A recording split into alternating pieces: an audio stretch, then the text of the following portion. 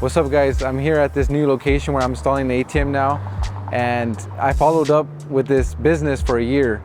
Since last June of 26th of 2022, I came here, ate here, and the machine was out of service. I left a business card with the manager, and for a year I kept in contact with them. I kept on telling him that I offer ATM services in case he wasn't happy with this company.